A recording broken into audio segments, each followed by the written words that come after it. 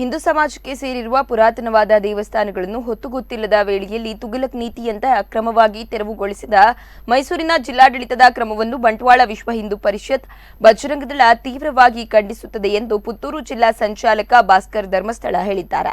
ವಿಶ್ವ ಹಿಂದೂ ಪರಿಷತ್ ಬಜರಂಗದಳ ವಿಟ್ಲ ಪ್ರಖಂಡದ ವತಿಯಿಂದ ಬಿಸಿ ರೋಡಿನ ಮಿನಿ ವಿಧಾನಸೌಧದ ಕಚೇರಿ ಮುಂಭಾಗದಲ್ಲಿ ನಡೆಸಿದ ಪ್ರತಿಭಟನೆಯಲ್ಲಿ ಭಾಗವಹಿಸಿ ಅವರು ಮಾತನಾಡಿದರು.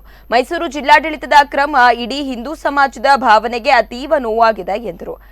ಕೇವಲ ಹಿಂದೂ ದೇವಾಲಯಗಳನ್ನು ತೆರವುಗೊಳಿಸುವ ಮೂಲಕ ತಾರತಮ್ಯ ತೋರಿದ ಜಿಲ್ಲಾಡಳಿತದ ಕ್ರಮ ಕೋಮು ಸೌಹಾರ್ದತೆಯನ್ನ ಕದಡುವ ಕೋಮುವಾದವನ್ನು ಸೃಷ್ಟಿ ಮಾಡಿರುತ್ತದೆ. ಜಿಲ್ಲಾಡಳಿತದ ಈ ನೀತಿಯನ್ನ ನಾವು ಖಂಡಿಸುತ್ತೇವೆ ಎಂದಿದ್ದಾರೆ. ನಮ್ಮ ಶಕ್ತಿಯುತವಾದ ಅನುಮಾನ ವಿಚಾರಗಳು ಸರ್ಕಾರ ರಚನೆ ಮಾಡ್ತಿದ್ದೀರಿ. ಆ ಸರ್ಕಾರದ ಹೆಂಗಳಿಗೆ ನಾವು ದಾಟ ಒಂದು ವಿಚಾರ ಇಡೀ ಒಂದು ಗ್ರಾಮೀಣ ಅಭಿವೃದ್ಧಿಯ ಕೆಲವು ಅನಿವಾರ್ಯತೆ ಕಾರಣ ಯಥೋ ವಿಚಾರಗಳು ನಮ್ಮ ಪ್ರತಿಭಟನೆ ಮಾಡ್ತಿರಂಗಿಲ್ಲ. ಇತ್ತಂಗ್ಲೇ ಪ್ರತಿಭಟನೆ ಮಾಡ್ಕೊಂಡ ಅನಿವಾರ್ಯ ಉಂಟಾ?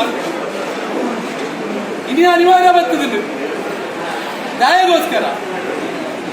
ನಮ್ಮ ಮೈಸೂರು ನಂಜನಗೂಡು ಕೈತಾಲ್ ಇಪ್ಪರಂಜಿನ 300-400 ವರ್ಷದ ಪುರಾತನದ ಒಂದು ದೇವಾಲಯ